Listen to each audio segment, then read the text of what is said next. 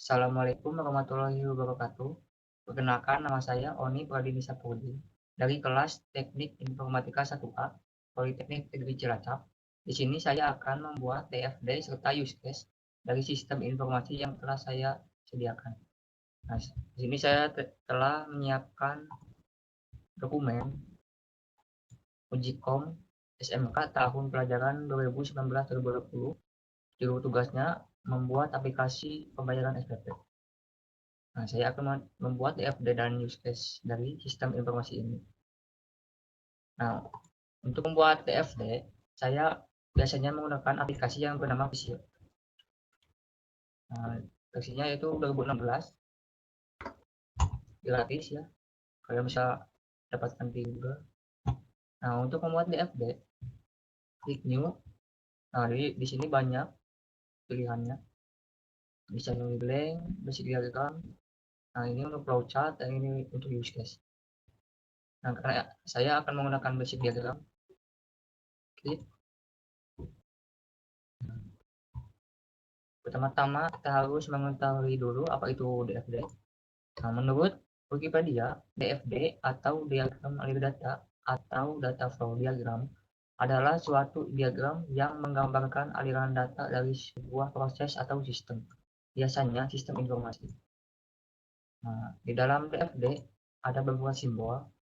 Yang pertama ada ini, rectangle, atau disebut juga terminator atau external entity. Lalu ada circle atau sistem, lalu ada konektor untuk menghubungkan ini antara entitas dengan sistem. Nah, untuk konektor ada dua jenis, banyak sebenarnya. Biasanya saya menggunakan konektor ini sama data flow.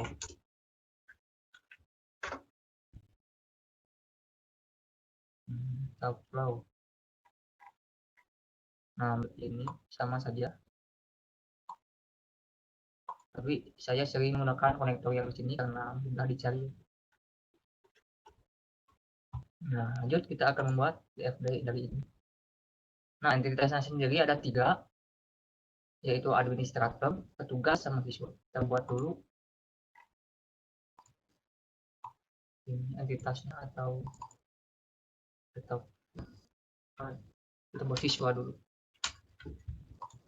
Siswa, lalu petugas,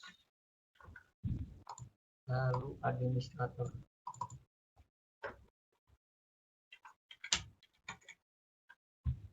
Nah, warnanya bisa diubah, saya akan putih saja di sini ubahnya. Nah, lalu kita buat sistemnya, sesuaikan ukurannya.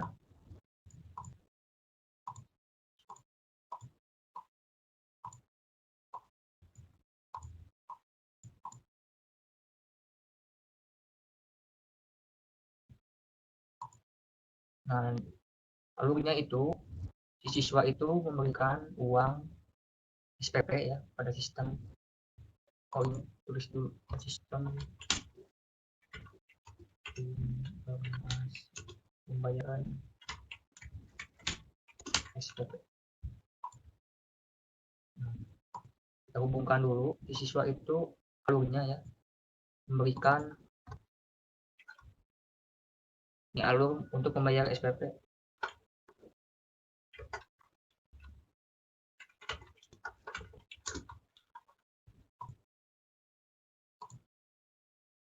Nah, untuk mengatur posisi teks, nah klik yang kuning ini, geser. Nah, sesuaikan saja. Nah, si siswa memberikan SPP. Lalu si petugas mendapat transaksi masuk ke petugas.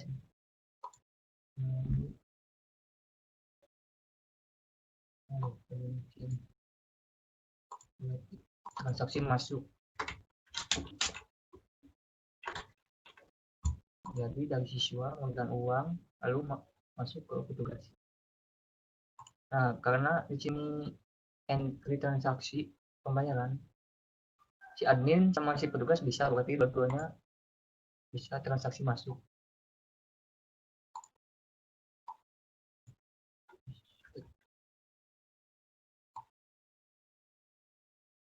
Berarti admin sama transaksi masuk. Nah, lalu apa yang dikerjakan petugas? Berarti memproses transaksi.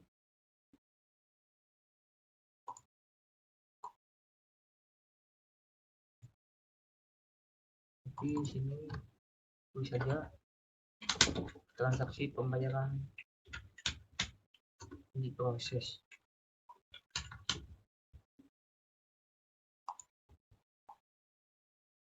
Sama juga si admin, karena admin sama tugas sama.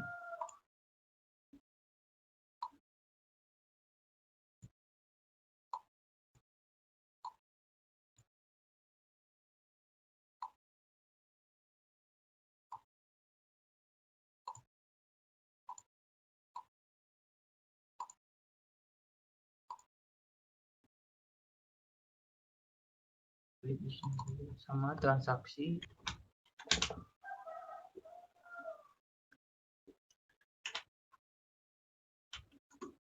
pembayaran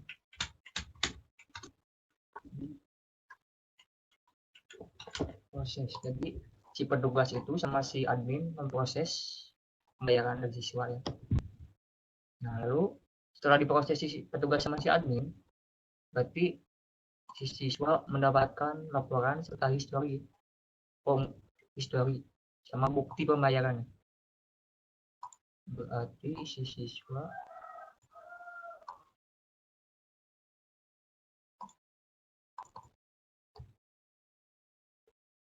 dari sistem ada bukti pembayaran sama histori pembayaran.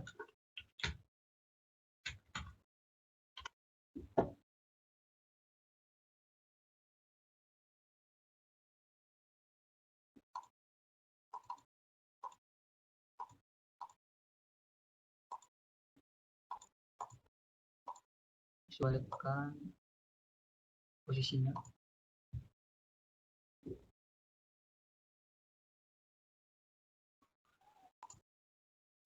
Nah, di sini ada CRUD ya. Jadi read, update sama delete. Dan ini hanya petugas ya yang bisa. Nah, berarti hanya admin. Berarti si admin itu bisa manipulasi data siswa, tugas, SPP, data SPP, harga, bulan, lain-lain, sama kelas.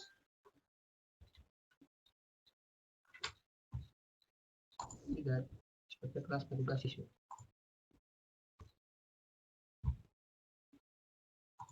Jadi si admin itu bisa menambah, memanipulasi, mengedit, serta menghapus. Sementara si petugas sama siswa tidak bisa.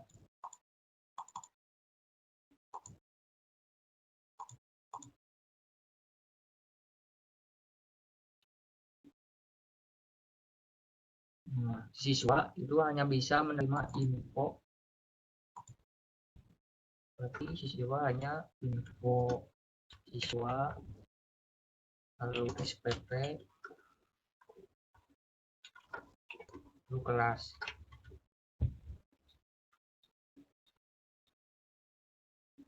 Nah, sementara si petugas itu hanya menerima info petugas, siswa, kelas, sama SPP.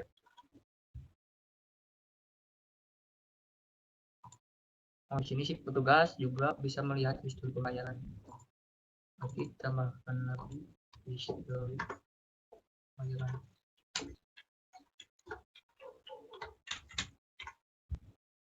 Oke.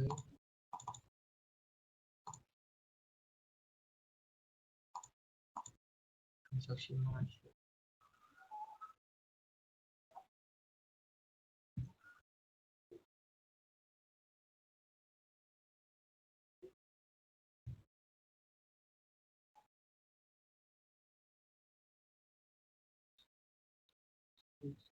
Sementara si admin, berarti admin juga bisa melihat histori pembayaran.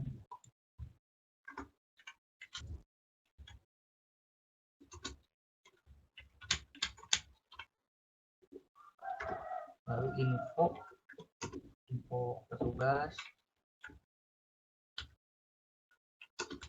siswa, kelas, SPP.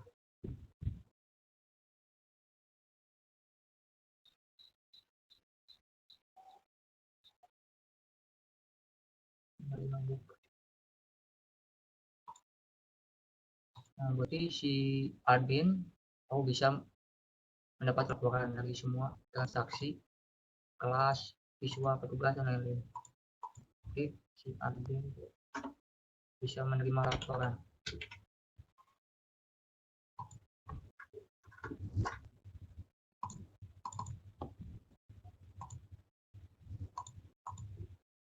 Sepertinya seperti ini sistemnya, alurnya. Jadi si siswa memberikan uang SPP, lalu transaksi masuk ke petugas atau transaksi masuk ke admin, lalu si petugas atau admin, salah satu ya, tidak bisa keduanya, itu memprosesnya, transaksi pembayaran diproses. Lalu jika sudah selesai prosesnya, si siswa itu mendapatkan bukti pembayaran. Nah, si siswa itu dia bisa melihat info siswa pribadi ya, info SPP seperti harga, bulan, tagihan, dan lain-lain, kelas juga, dan bisa melihat histori pembayaran yang telah dibayar olehnya. Nah, sementara si petugas itu dapat melihat info petugas, siswa, kelas, dan SPP. Dan dia juga bisa melihat histori pembayaran tugas, lihat histori pembayaran. Lalu si administrator ini dia bisa menerima transaksi serta memanipulasi data ya, CRUD istilahnya, yaitu menambah, mengedit, menghapus, mengupdate data siswa, petugas, SPP, kelas. Nah, si admin itu bisa menerima transaksi masuk, bisa melihat histori pembayaran, bisa melihat info petugas, siswa, kelas, dan SPP, dan terakhir administrator itu bisa menerima laporan dari sistem, dari laporan visual, laporan transaksi, dan lain-lain. Oke, seperti ini DFD atau diagram konteks dari sistem informasi pembayaran SPP.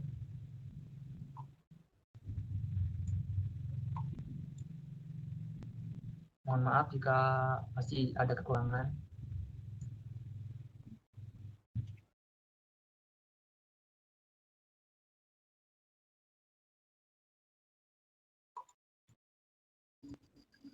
Oke, selanjutnya saya akan membuat use case menggunakan aplikasi yang bernama Visual Paradigm. Ini gratis, aplikasi gratis. Masih banyak sebenarnya aplikasi lain untuk membuat use case. Ada Visio, ada Kumlet, dan lain-lain. Saya kali ini menggunakan aplikasi ini. Kita buka saja. Nah, untuk use case sendiri merupakan itu gambaran atau implementasi dari sebuah sistem atau interaksi antar aktor dengan sistem.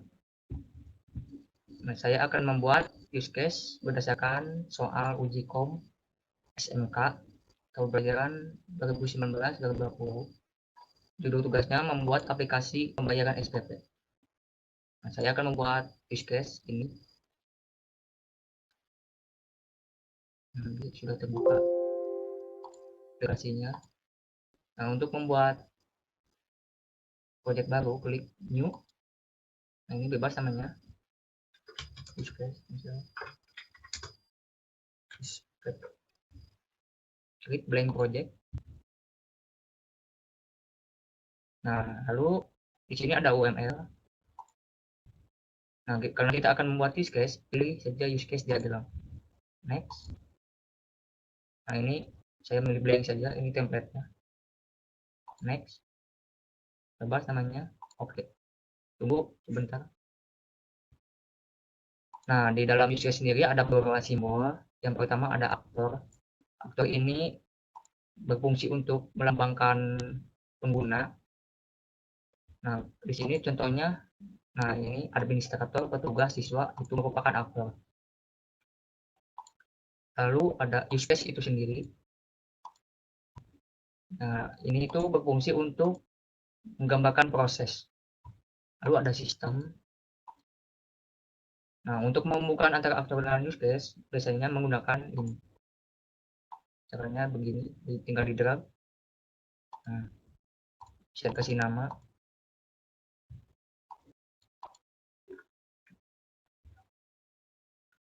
Nah, lanjut kita akan membuat use case ini.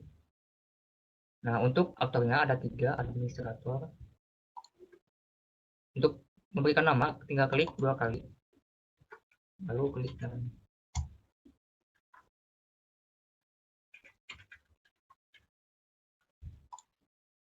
Lalu ada siswa. Yang terakhir ada petugas. Nah, lalu kita membuat use case-nya atau prosesnya.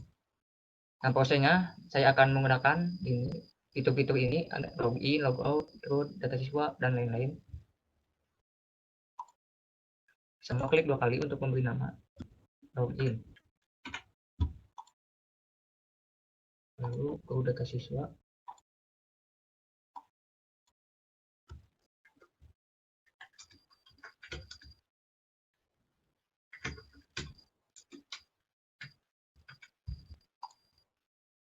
Root data petugas, root data kelas.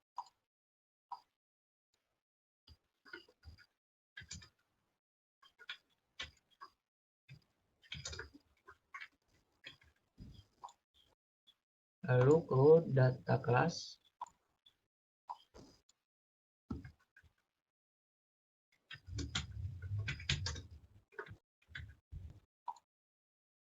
Lalu root data SPP.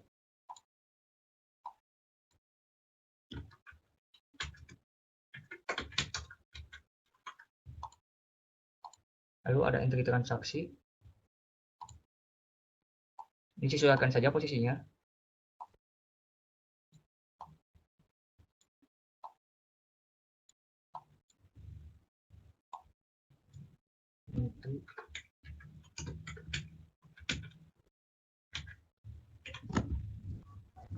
Lalu ada lihat history.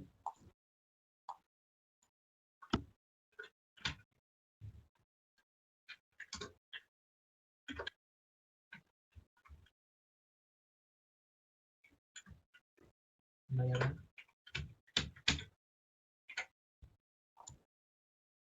Dan yang terakhir ada generate laporan.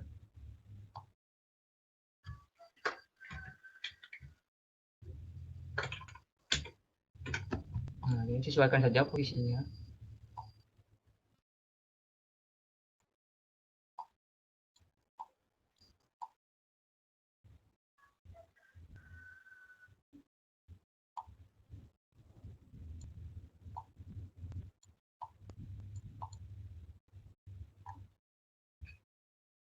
Nah, selanjutnya kita akan menghubungkan antara aktor ini dengan use case-nya.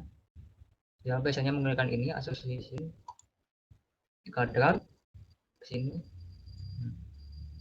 Untuk posisinya bisa disesuaikan. Nah, maksudnya ini adalah si administrator bisa login, bisa logout, bisa ke data siswa, dan lain-lain. Jadi, seperti hak akses dalam aplikasi atau sistem. Nah, si admin itu, administrator bisa login, bisa logout. Oh, logout belum dibuat ya, belum buat tuh.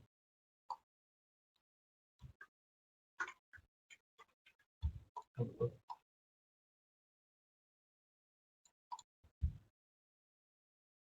Nah, si admin itu bisa semua ya aksesnya, dari mulai login sampai logout sampai generate laporan.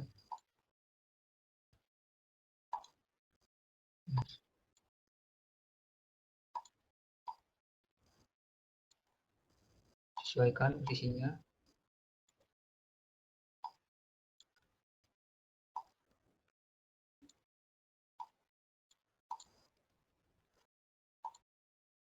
Si administrator juga bisa ikut. Nah, maksudnya ikut di sini adalah memanipulasi data ya, data siswa, data petugas dan lain-lain, membuat, menghapus, mengedit, sebagainya gitu. Lalu si admin bisa tugas, lalu ikut semua, admin itu semua bisa.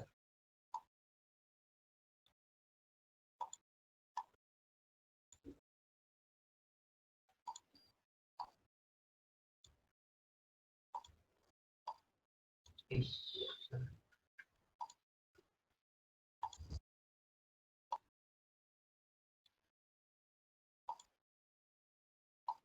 Nah, dari logout.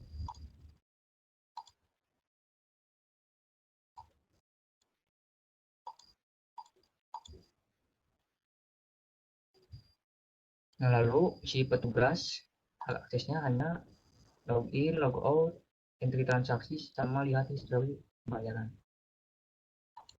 Jadi si petugas itu hanya bisa login, logout,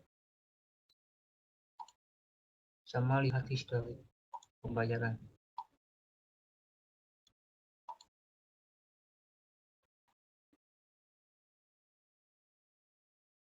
Nah, untuk siswa hanya bisa login, logout, lihat history pembayaran. Oh, si petugas bisa ini ya, bisa entry transaksi. Ya, petugas bisa entry transaksi pembayaran. Kurang berarti. Petugas entry transaksi. Tadi siswa hanya bisa login, logout, nah,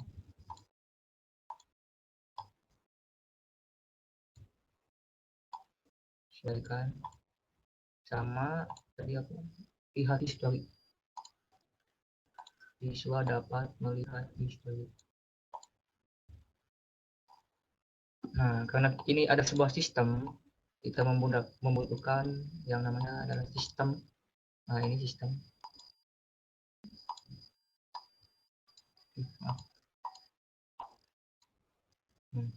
Sesuaikan ukurannya.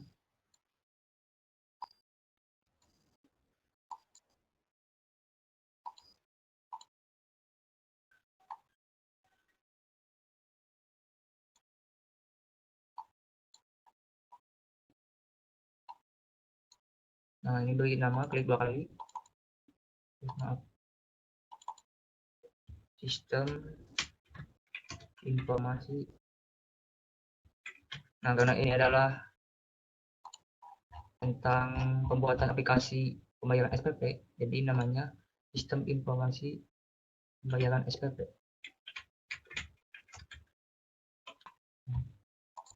Seperti ini. Nah, saya akan mencoba menjelaskan sedikit. Nah, ini bisa diatur sesuka kalian. Saya hanya default. Nah, ini bisa diatur bebas. Nah, maksudnya ini adalah si administrator itu bisa login. Lalu setelah login, si administrator itu bisa mengolah data siswa, data petugas, dan data kelas. Semuanya sampai logout. Jadi istilahnya si administrator ini bisa melakukan banyak hal dalam sistem informasi pembayaran SPP. Nah, untuk petugas itu hanya memiliki 4 akses ya. Yang pertama adalah login, yang kedua entry transaksi, yang ketiga lihat histori pembayaran, dan yang keempat adalah logout. Nah, untuk siswa hanya 3, yaitu login, melihat histori pembayaran, sama logout.